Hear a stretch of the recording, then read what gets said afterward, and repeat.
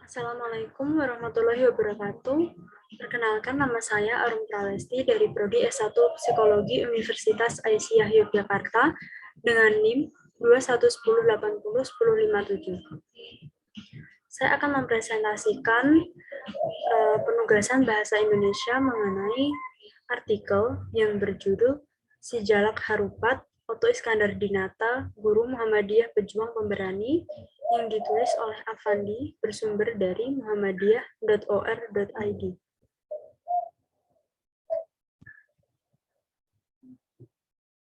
Oto Iskandar Dinata sering dikenal memiliki julukan sebagai ayam jantan dari bumi Pasundan. Raden Oto Iskandar Dinata lahir pada 31 Maret 1897 di Bojong Soang, Bandung. Ayahnya, Haji Rahmat Adam, merupakan keturunan bangsawan Sunda bernama Nata Atmaja, sehingga Raden Oto Iskandar Dinata mendapatkan pendidikan yang terbaik. Oto Iskandar Dinata melakukan perjuangan melalui pendidikan karena menurutnya bangsa Indonesia akan merdeka jika menjadi bangsa yang berilmu. Usai menempuh pendidikan, ia kembali ke Bandung pada Juli 1920 dan menjadi guru di HIS Bandung dan Perguruan Rakyat.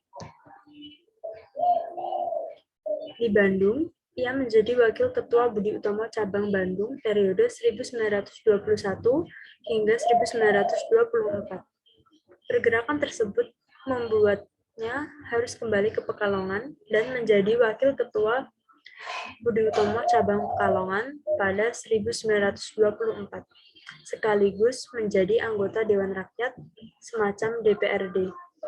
Oto sering menunjukkan kritik terhadap diskriminasi yang terjadi kepada anak pribumi dan anak Belanda dalam bidang pendidikan, sehingga ia mendapatkan julukan Si Jalak Harupat yang berarti ayam yang kuat, pemberani, nyaring saat berkokok, dan selalu menang saat diadu.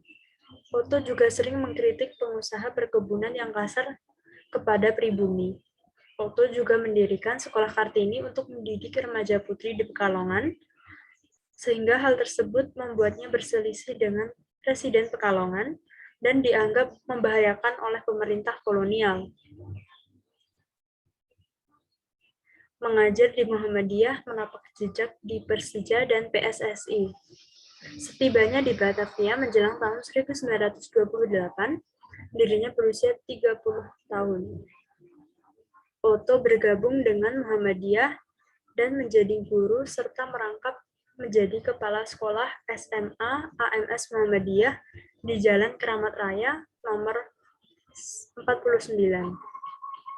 Dirinya juga mengajak kader Muhammadiyah lain untuk mengabdi menjadi guru pada 1933. Selama di Jakarta, Oto juga menjadi tokoh kunci paguyuban Pasundan. Ia juga menggunakan sepak bola sebagai salah satu alat perjuangan kemerdekaan.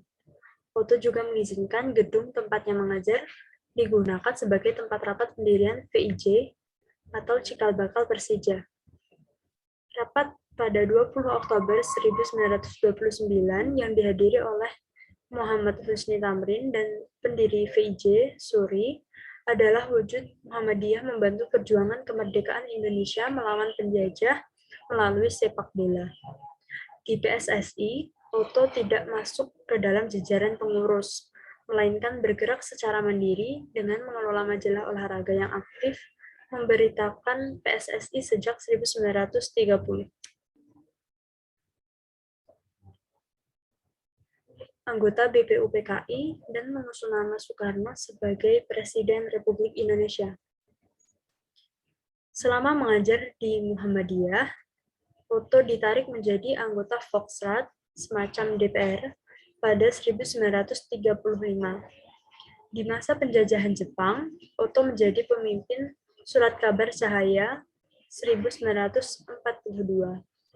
Menjelang proklamasi kemerdekaan, Oto Iskandar Dinata menjadi panitia PPKI, serta turut menyusun Undang-Undang Dasar 1945.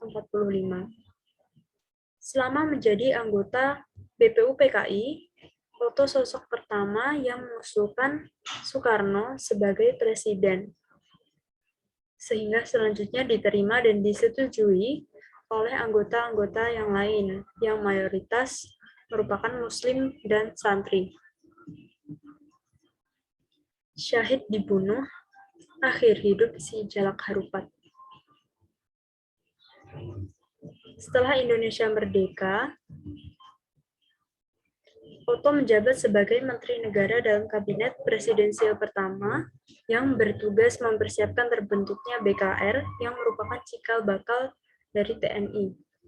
Oto menyatukan kedua laskar besar, yaitu bekas didikan Jepang dan desersi militer Belanda. Akibat fitnah yang diterimanya sebagai mata-mata Belanda, Laskar Hitam menculiknya pada 19 Desember 1945 dan dibawa ke pantai desa Ketapang bersama tawanan lain bernama Hasbi.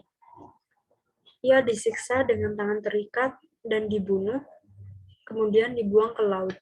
Jasadnya pun tidak pernah ditemukan.